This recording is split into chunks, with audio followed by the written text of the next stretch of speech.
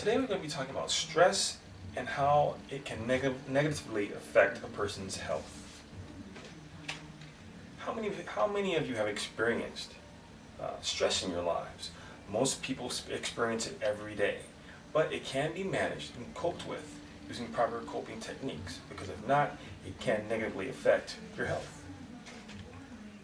There are various types of stress.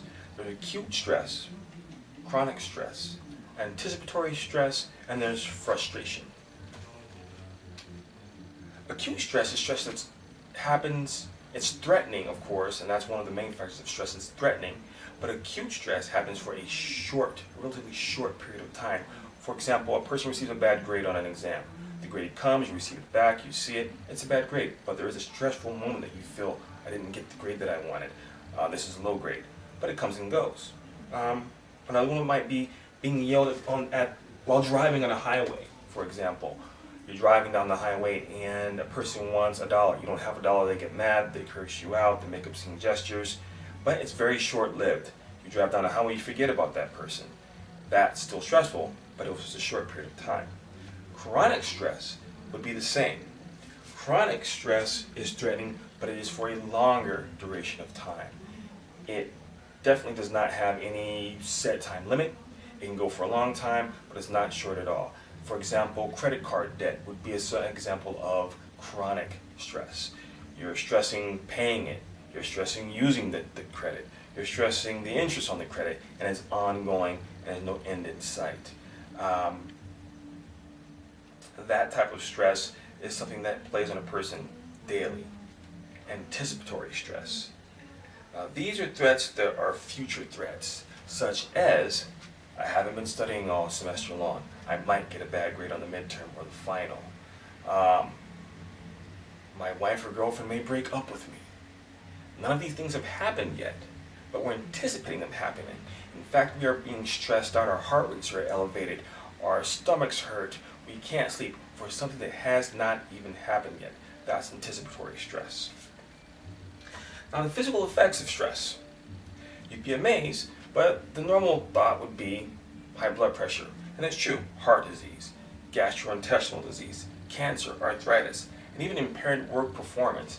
Some things stress directly relates to, other things stress can be associated with, but they definitely contribute to all of these things if they don't directly cause them. To combat stress, there's a few things that we can do. We can use social support, i.e. friends, church groups. These type of things give a person a way of de-escalating the issue and not internalizing. Once they're internalized, we take all the pressure upon ourselves and become stressed out. Optimistic self-talk. Basically the proverbial adage of the glass being half full rather than half empty. A positive outlook. And sometimes it has to be a very purposeful event or a purposeful motion to think positively. But to think positively or optimistically about situations definitely helps reduce stress. One of the more involved situations would be self-control. And this involves about 5 steps. First, you have to target the behavior that you want to control, be it yelling out the car window, be it screaming at the register, be it screaming at your kids, whatever it may be. Target the behavior that you want to change. The next thing you would do is gather data about that behavior. What causes it? How long does it last? What does it mean to you? Everything you can gather on that target behavior that you want to change. Then you make a plan. That's the third thing. You make a plan on how you're going to do this. Are you going to think before you talk? Are you going to breathe before you talk? Whatever your plan is, you're going to make that plan, and now the 4th step is you're going to implement that plan. You're going to implement that plan every time you get it. And also you need to determine when, which would be the 5th step, when this plan is going to end. Because once you've implemented this behavioral change, it should now become practice. But you first got to implement a plan. You first need to implement the plan, carry it out, so it becomes repetitive, so it becomes a habit that you don't even notice you're doing anymore. And One of the most premier ways of combating stress would be exercise. The best way would be aerobic exercising, running or swimming. It's a great way to release tensions that you've built up, let them go, because you can physically go and attack something, be it running, swimming, jogging. Exercise is always the best way, or one of the best ways, to release stress. Also, you have to do it regularly, and you have to want to do it. Because if you don't want to do it, you're just causing another bit of stress. And last but not least, ask for help. Many things that involve stress, be it bills, be it relationships, be it anything, if we simply ask for help, and that's 50% of your problem gone away, and sometimes maybe 100% of the time.